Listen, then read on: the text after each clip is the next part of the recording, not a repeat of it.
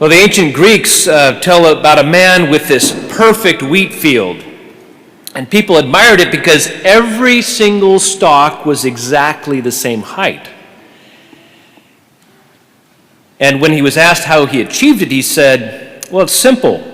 If a grain sticks its head above the others, I cut it off. Jesus' relatives and townspeople wanted to do something similar in Nazareth. They had known him for 30 years and had gotten used to the carpenter, the son of Mary. But now he stood up and stood out. He read the great messianic prophecy of Isaiah and suddenly declared its fulfillment. To go against people's expectations, to stand up to a prevailing culture, provokes resistance and rejection even. It did for Jesus, and it will for us, right? If we lift up our head, we do risk being cut down. But Jesus invites us to stand up with him and to speak the truth in love. You know, everybody was impressed with our Lord, and they marveled at the gracious words that came from his mouth. And yet, soon after that, a dark objection emerges in this great moment.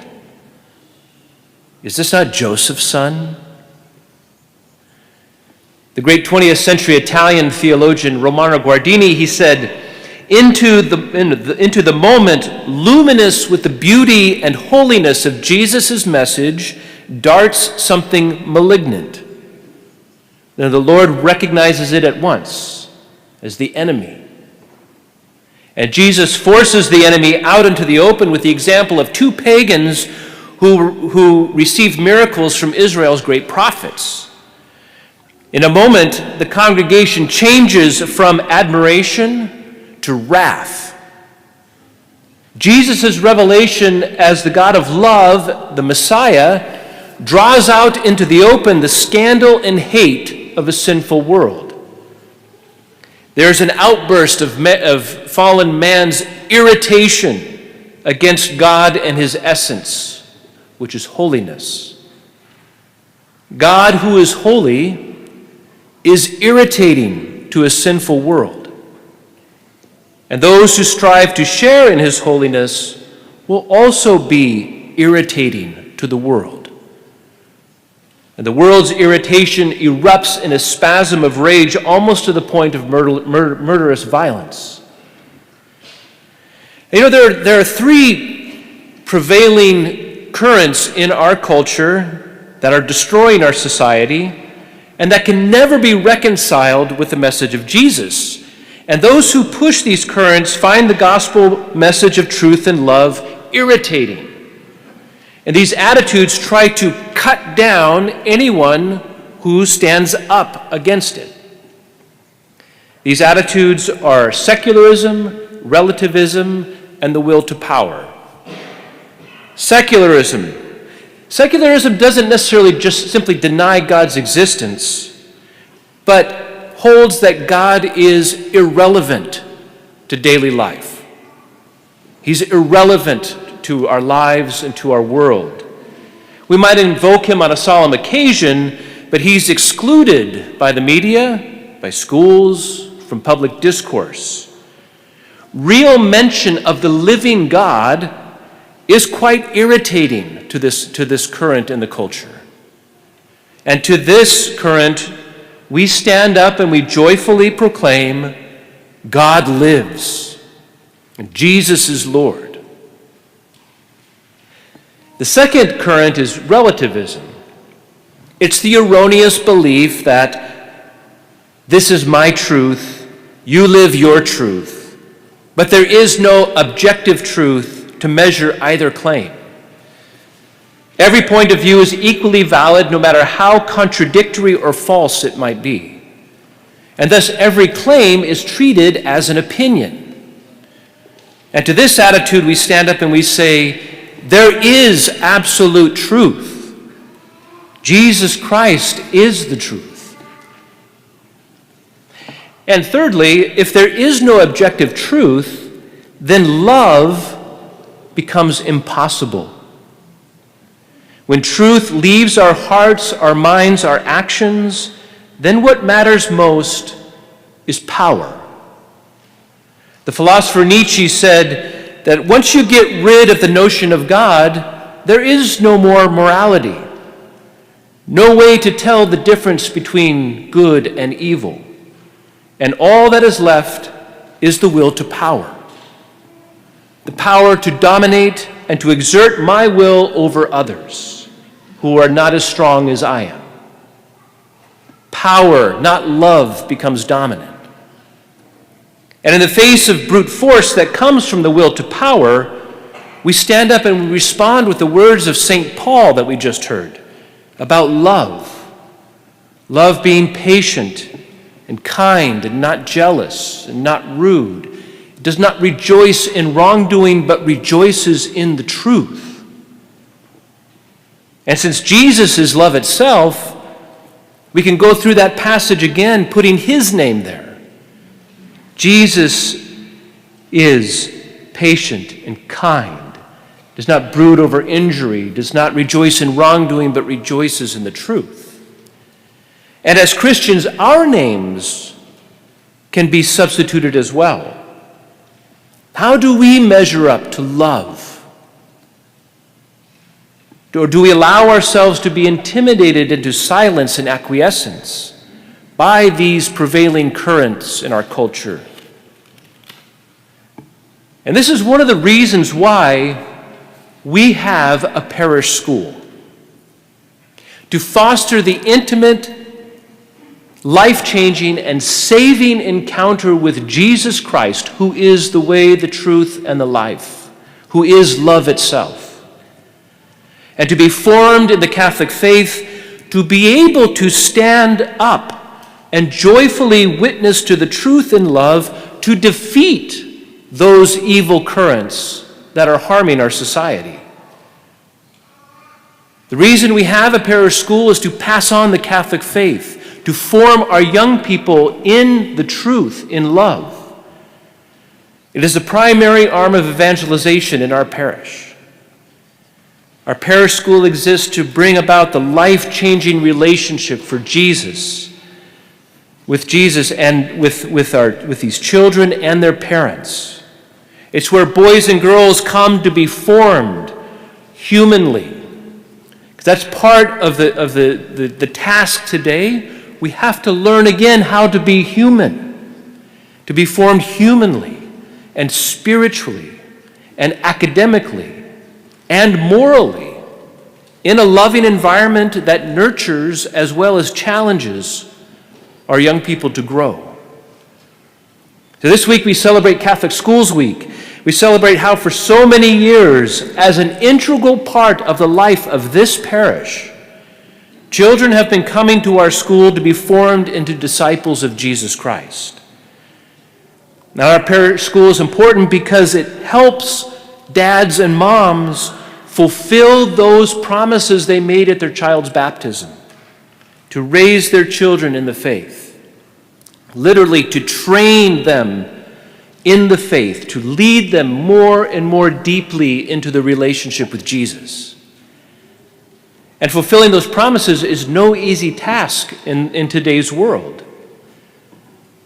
With these strong currents, raising Christians in a Christian family is not easy. So the parish school helps dads and moms by helping to create a culture, an intermediate culture between the family and the bigger society.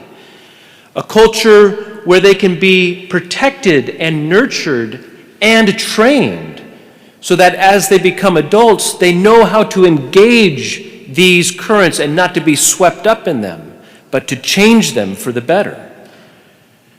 Our parish school culture can act as a buffer against some of these harmful currents that are trying to sexualize and indoctrinate our children in hedonism and materialism and relativism and class warfare and other lies that will make their lives miserable. And so an essential element of this enterprise is this regular and systematic religious education. Right? Children have to have their intelligence trained in the ways of faith. And not just in the second grade for First Confession and First Holy Communion, where you show up for about 3 months, get those sacraments, and then never see you again. Right? If religious education stops at the second grade and the rest of their mind develops, and as teenagers or young adults, they encounter the hard and difficult questions of life and the world, their second grade faith is wholly inadequate to deal with those questions. It'd be like, it seems obvious to us, and the absurdity of it is obvious if we have somebody who's going to build a bridge. It says, don't worry, I've graduated the second grade. I can build it, right? Oh, but what about the things of eternity? The things that matter the most, right? And data shows that most people decide for or against believing in God in middle school. That's where they make that choice. It may not blossom until they're adults, but that's where the choice gets made to believe or not to believe in God. That's why I love, with Mr. Vo and I, we have this elective in the middle school teaching philosophy, not only teaching them how to think logically, but even to consider those claims. Does God exist? We just finished the basic proofs for the existence of God in there, and it's just great to have that interaction with the students. And I see some of them here in the congregation. So it's important to be able to understand and to speak intelligently about the Catholic faith, not just for our own holiness, but also to accomplish the mission that Jesus has given us in this world. And although it can never substitute for dad and mom, that essential role that they have in forming their children in the faith, our parish school can help. It can certainly be a big help. We know that just putting your kids in a Catholic school doesn't automatically mean that they're going to be believers when they grow up. Right? The faith needs to be lived and practiced at home. Right? Habits of believing and practicing have to be inculcated at home. And we need to, in our school, to cultivate this robust and passionately Catholic identity in life, a culture of believing. I look out in the congregation this morning, and I see so many people that are either in the school, students, parents, teachers in our school, people who are involved in some way of benefactors, of people who are helping. We have graduates out here. Right? We even have our St. Peter Claver team of our children's schola, all of whom are in our parish school. Right? You see that so many of us are involved in the enterprise. And it is worth it when we do it well. It is so worth it. Those attending Catholic schools growing up are more likely to be practicing Catholics as adults. And the same is true for vocations to the priesthood. 1 in 4 young men who go to a Catholic school have considered being a priest, while less than 1 in 10 young men who don't go to a Catholic school. Research shows that parishes with schools have twice as many baptisms and twice as many people entering the church each year than parishes that don't have a school. So these statistics show the vibrancy that a parish school brings to the life of a parish. Now, it's no guarantee for the perfect success in living a Christian life, but a good parish school can have a big impact on the lives of young people and their families. And so our parish has been very supportive of our school. Our offertory helps to provide 10% of operations each year, building up the school's endowment and providing tuition assistance for families. And so our long-term strength of the school, though, comes from you. Right? Families who are here on Sundays in the pews. Right? We want to offer this education and formation for anyone who wants it, but the strength of the school, the backbone of the school, comes from parish families, from all of you, because this is what helps to create that culture of faith. And so for anyone here who has school-age children, I want to invite you to come be a part of our school, right? The most important evangelization enterprise that we do here at Christ the King. And we don't want to let finances prevent that from happening. Right? Over 70% of our families receive some sort of tuition assistance. So we mean that. I want you in our school. You know, Jesus did not go along with the evil currents of his day. He stood up to the prevailing culture, announced that he was the long-awaited Messiah. And so it's time for us to stand up as well, to stand up with Jesus, to witness alongside him to the truth in love. Because Jesus is Lord and he wants his world back. And you know, one of the things that our leadership team has identified for our school, a real help, is we want to put together a group of prayer warriors. We're looking for at least 10 people in the parish, one for each of the classes, that would commit to praying a rosary every week for our school.